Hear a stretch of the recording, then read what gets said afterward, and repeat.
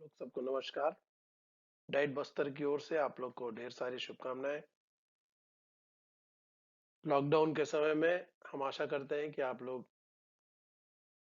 Social distancing और physical distancing का पूर्णतः पालन कर रहे हैं और इस दौरान आप लोग पढ़ाई में भी आगे बढ़ रहे हैं, ऐसा हम विश्वास करते हैं। जो आप लोग का व्हाट्सएप ग्रुप है उसमें आप लोगों ने इंग्लिश के बारे में एक कंफ्यूजन को पोस्ट किया है जो इंटेंसिव और एक्सटेंसिव रीडिंग के बारे में है। आप में से कईयों ने इस बारे में पोस्ट किया है कि इंटेंसिव और एक्सटेंसिव रीडिंग को आपको फिर से समझना है। यद्यपि आपका सिलेबस पूरा हो चुका है तो एक रिवीजन के तौर पे मैंने आप लोग के लिए एक वीडियो बनाया है। इसमें आपको इंटेंसिव और एक्सटेंसिव रीडिंग के बारे में संपूर्ण जानकारी देने का प्रयास किया गया है। ये जो आपका डाउट है इंटेंसिव और एक्सटेंसिव रीडिंग के बारे में, यह आपके कोर्स में यूनिट 3 में स्टडी स्किल्स के अंतर्गत आता है और इसका वेटेज 8 मार्क्स का है, जिसमें 2 नंबर का एक प्रश्न और 3 नंबर के 2 प्रश्न आते हैं। और इस चैप्टर को आप अपने पुस्तक में खोल लें और इसका जो खंड 3.3 को देखें। उस पैराग्राफ में आप देखेंगे स्टडी स्किल्स के 4 स्टेप्स को बताया गया है। एक बड़ा सा पैराग्राफ है, आपको दिख गया होगा। उस 4 स्टेप्स में स्टडी स्किल्स के 4 जो महत्वपूर्ण आयाम है उसको प्रारंभ में चर्चा किया गया है। और ये जो 4 स्टेप है उसमें पहला है आइडेंटिफाई दी सोर्स, मतलब जो भी हमको इंफॉर्मेशन लेना है उसका सोर्स आइडेंटिफाई करना। दूसरा है गैदर द इंफॉर्मेशन। तीसरा है सिस्टमेटिकली ऑर्गेनाइज द इंफॉर्मेशन। और चौथा है रिट्रीव द इंफॉर्मेशन। यानी पहले में हम पहचान करते हैं, चिन्हांकित करते हैं। दूसरे में हम जो इंफॉर्मेशन है उसको हम कलेक्ट करते हैं और तीसरे में हम उसको व्यवस्थित ढंग से रखते हैं और चौथे में हम उसको प्राप्त करने के बारे में सोचते हैं कि कैसे हम रिट्रीव करें, मतलब कैसे हम स्मृति में लाएं या कैसे हम उसको जल्दी से कैसे पता लगा लें एक बार पूरा सेट होने के बाद। ये जो स्टडी स्किल का पूरा अध्याय है उसको एक साथ ही पढ़िएगा, उसको तोड़ तोड़ के मत पढ़िए, क्योंकि ये एक साथ पढ़ने की चीजें हैं। क्योंकि पूरे पूरे यूनिट में हम एक फ्लो देखते हैं स्टडी स्किल कैसा होना चाहिए।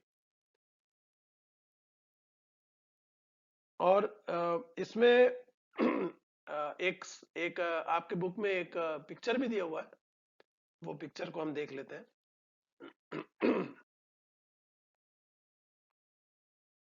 ये जो पिक्चर है आपके बुक से ही लिया हुआ है। उसमें जो पहला है लोकेटिंग इंफॉर्मेशन है, दूसरा गैदरिंग इंफॉर्मेशन, तीसरा स्टोरिंग इंफॉर्मेशन और चौथा रिट्रीविंग इंफॉर्मेशन।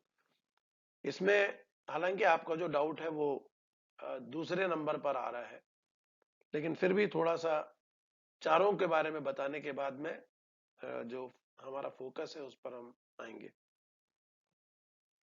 लोकेटिंग इंफॉर्मेशन के लिए बहुत सारे सोर्सेस हैं, डिक्शनरी है और हम लाइब्रेरी जाते हैं या वेब सोर्सेस हैं, जो भी हम सोर्स को लोकेट करते हैं उसमें। दूसरा जो है गैदरिंग इंफॉर्मेशन है। जब आप गैदरिंग इंफॉर्मेशन को आप अपने बुक में देखेंगे तो उसमें 4 ब्लॉक्स दिए हुए हैं, 4 उसके तरीके बताए गए हैं। स्किमिंग है, स्कैनिंग है, इंटेंसिव रीडिंग है और एक्सटेंसिव रीडिंग है। तीसरा जो स्टेप है स्टोरिंग इंफॉर्मेशन में आप देखेंगे आपके कोर्स में नोट मेकिंग कैसे करना है, नोट टेकिंग कैसे करना है, इंफॉर्मेशन ट्रांसफर कैसे करना है उसके बारे में है। और चौथा जो है वो तो अंतिम प्रक्रिया है, हम सूचना को हम कैसे रिट्रीव कर पाएंगे। अब हम हमारा जो फोकस है इंटेंसिव और एक्सटेंसिव रीडिंग पे हम ध्यान करेंगे। ये स्लाइड में जो लिखा हुआ है ये आप इसको कॉपी कर सकते हैं। ये एक अच्छा एक डेफिनेशन है जो आप याद करके आप इसको लिख सकते हैं। इंटेंसिव रीडिंग का मतलब क्या है? हम दो प्रकार की रीडिंग को अभी हम देखेंगे। पहले हम इंटेंसिव को देखेंगे, फिर एक्सटेंसिव को देखेंगे, फिर हम उसको कंपेयर भी करेंगे। जो इंटेंसिव रीडिंग होता है वो हम तब करते हैं जब हमको किसी टेक्स्ट का पूरा डिटेल मालूम करना होता है। जैसे इसमें लिखा है कि carefully and deeply to gain maximum understanding. इसमें पूरे कंसंट्रेशन के साथ हमको पढ़ना पड़ता है और कोई भी शब्द का एग्जैक्ट मीनिंग हमको ढूंढना पड़ता है। मान लीजिए वो आपको मीनिंग नहीं मालूम, तो तुरंत डिक्शनरी खोलिए या गूगल से डिक्शनरी को खोलिए और शब्द को देखिए उसका मतलब क्या है, उसका प्रयोग कैसे करते हैं, उसका उच्चारण देखिए। तो नए शब्द है, उच्चारण, प्रोनाउंसिएशन, और टेंस क्या है, और उसमें वर्ब कितने हैं। इस तरह से पूरा एक एक विश्लेषण करने की जो प्रक्रिया होती है वो इंटेंसिव रीडिंग कहलाती है। और अ, इसके जो उदाहरण है वो जो पुस्तक के छोटे छोटे पोर्शन होते हैं जो टीचर हमें क्लास में देते हैं, इसको पढ़ के इसका अर्थ समझाओ या इसमें से इसका टेंस बताओ या इसका मतलब निकालो या इस पर चित्र बनाओ। अनसीन पैसेज वगैरह जो होता है वो इंटेंसिव रीडिंग के बाद ही हम उसके उत्तर लिख पाते हैं। ये मेनली क्लासरूम ओरिएंटेड एक्टिविटी होता है और इसमें जो स्टूडेंट्स जो भी इंटेंसिव रीडिंग कर रहे हैं उनके लेवल से थोड़ा ऊपर का लेवल का टेक्स्ट दिया जाता है। थोड़ा सा हार्ड रहता है, मतलब डिफिकल्टी लेवल में थोड़ा सा हार्ड रहता है। और इसमें मेंटल एफर्ट लगता है, थोड़ा ज्यादा समय लगता है। भले स्मॉल पोर्शन होता है टेक्स्ट बुक का, इसमें छोटा पोर्शन होता है, लेकिन इसमें टाइम ज्यादा लगता है क्योंकि उसमें ज्यादा आपको उसमें से प्राप्त करना होता है। सामान्यतः 15 से 30 मिनट से ज्यादा का नहीं होता ये। और क्योंकि उसके उससे ज्यादा टाइम लगता है तो थोड़ा कंसंट्रेशन कम हो जाता है। और अ, जो स्कॉलर्स है उनका कहना यह है कि इंटेंसिव रीडिंग तभी किसी को देना चाहिए, बच्चों को देना चाहिए इंटेंसिव रीडिंग का एक्सरसाइज जब वो थके ना हो, जब वो फ्रेश हो, व्हेन यू आर एनर्जेटिक, तब हम इंटेंसिव रीडिंग अच्छे से कर पाते हैं। कैरेक्टरिस्टिक्स ऑफ इंटेंसिव रीडिंग, ये क्लासरूम बेस्ड होता है और इसमें ये जो लिखा हुआ है कैरेक्टरिस्टिक्स, इसमें खूब सारे हैं। आप कम, मैं सोचता हूँ कम से कम चार चार या पांच तो आप याद रख लीजिएगा। जो भी आपको आसान लगता है उसमें से चार या पांच आप याद कर लीजिएगा। ग्रामर पे फोकस होता है कि वोकैबुलरी, इन वाक्यों को आप रीराइट भी कर सकते हैं आपके सुविधा अनुसार, लेकिन ध्यान दीजिएगा कि ग्रामेटिकल मिस्टेक ना हो और स्पेलिंग भी गलत ना हो। और इसका मुख्य उद्देश्य होता है लैंग्वेज नॉलेज को बिल्ड करना। और फिर एक बात आती है कि इसको कैसे असेसमेंट कैसे करते हैं, हमको कैसे पता चलता है कि स्टूडेंट ने इंटेंसिव रीडिंग कर लिया है। तो जो एमसीक्यू होता है, मतलब बहुविकल्पीय जो प्रश्न होते हैं उसके द्वारा, और फिर फिल इन द ब्लैंक्स या कुछ ऐसा फ्री रिस्पांस टेस्ट आइटम्स के द्वारा हम इसका असेसमेंट कर सकते हैं। इंटेंसिव रीडिंग का एडवांटेजेस क्या है? ये वोकैबुलरी और ग्रामर को स्टडी करने में मदद करता है और भाषा पर हमारा नियंत्रण को बढ़ाता है, develops A greater control of language.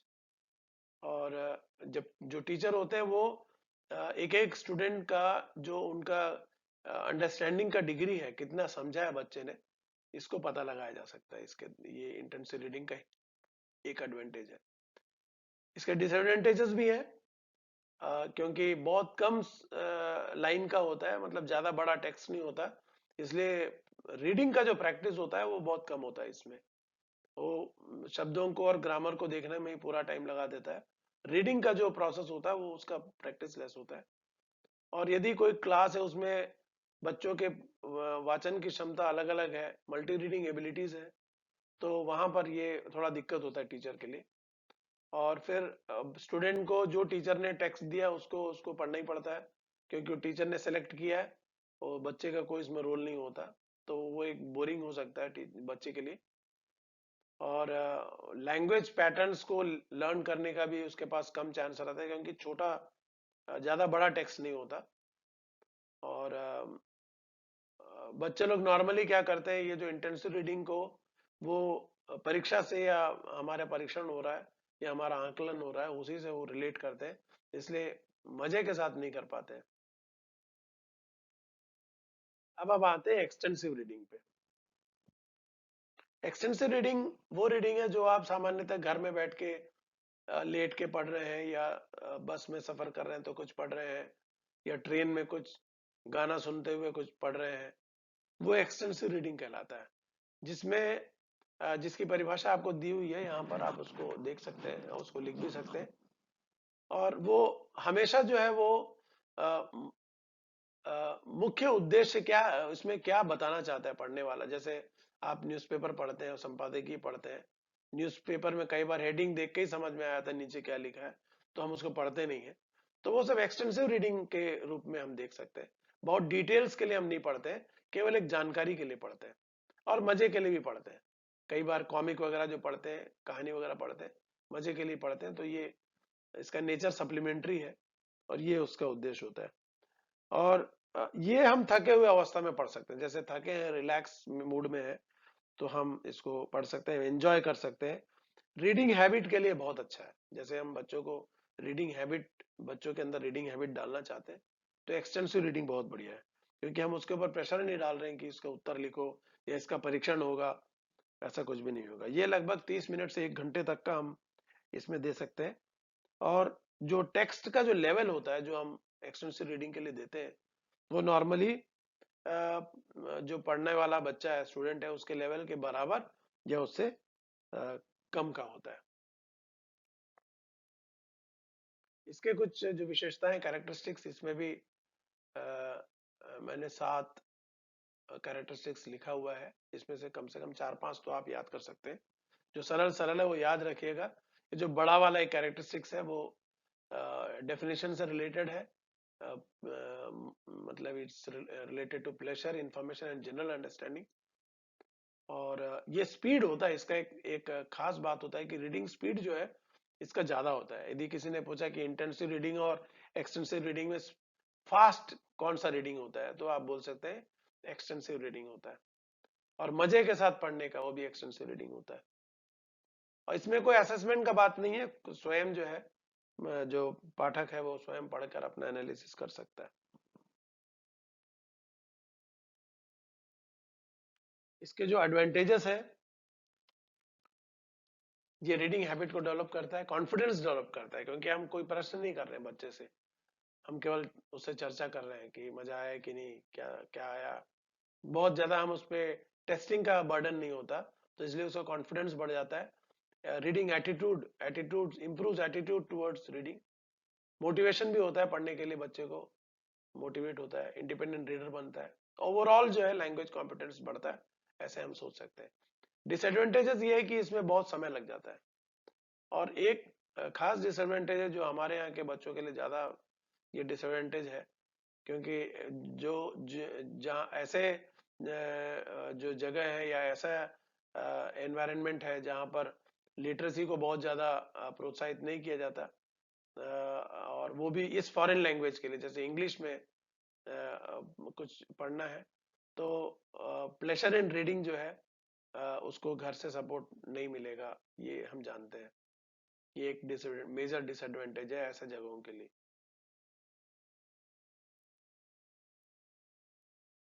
ये कंपैरिजन है, कुछ पॉइंट्स में कंपैरिजन है कि यदि आपको परीक्षा में यदि compare intensive and extensive reading पूछेगा तो फिर आप इस तरह से कंपैरिजन कर सकते हैं।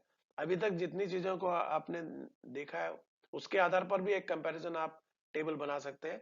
आप आपके सुविधा के लिए एक टेबल और बना दिया हूं जो अच्छे कंपैरिजन के पॉइंट्स में, जैसे डिक्शनरी है, इंटेंसिव रीडिंग में डिक्शनरी का उपयोग करना जरूरी हो जाता है, एक्सटेंसिव में उसकी जरूरत नहीं है।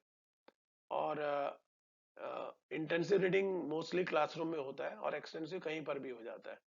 और गोल जो है इंटेंसिव में लैंग्वेज को फोकस करता है और एक्सटेंसिव में प्लेजर को फोकस करता है। इसमें जो कुछ जो सी टेट वगैरह के लिए क्वेश्चन जो आते हैं, जो ऑब्जेक्टिव टाइप के क्वेश्चन आ सकते हैं, हमारे कोर्स में तो ऑब्जेक्टिव टाइप नहीं आएगा, क्योंकि 2 नंबर और 3 नंबर का आना है। तो ऑब्जेक्टिव टाइप जो आता है, जैसे पूछ सकता है कि which type of reading is used for pleasure, मजे के लिए कौन सा टाइप ऑफ रीडिंग पढ़ा जाता है, तो उसका आंसर एक्सटेंसिव। क्लासरूम में यदि टीचर कुछ रीड करने के लिए बोलते हैं तो वो कौन सा होता है, तो वो भी इंटेंसिव रीडिंग होता है, क्योंकि क्लासरूम में कुछ प्रश्न के साथ ही नॉर्मली हम देते हैं कोई टेक्स्ट को। फिर आपको टाइम पास करना है, मान लीजिए क्वेश्चन पूछा टाइम पास करने के लिए आपको कुछ रीड करना है, तो कौन सा रीडिंग होगा, स्किमिंग होगा, स्कैनिंग होगा, इंटेंसिव और एक्सटेंसिव होगा, तो आपके पास आंसर है उसका। तो इस तरह से मैं समझता हूँ कि इंटेंसिव और एक्सटेंसिव रीडिंग की जो पर्याप्त जानकारी है आपको इस सामग्री से मिल गया होगा। मैं पुस्तक में भी देख रहा था कि पुस्तक में बहुत ज्यादा डिटेल इंटेंसिव और एक्सटेंसिव रीडिंग के बारे में नहीं दिया है, तो आशा करता हूँ कि इससे आपको हेल्प मिलेगा। कुछ डाउट होगा तो आप जरूर व्हाट्सएप ग्रुप में पोस्ट कर लीजिएगा, फिर मैं आपको उसका आंसर इंडिविजुअल में या ग्रुप में दे दूंगा।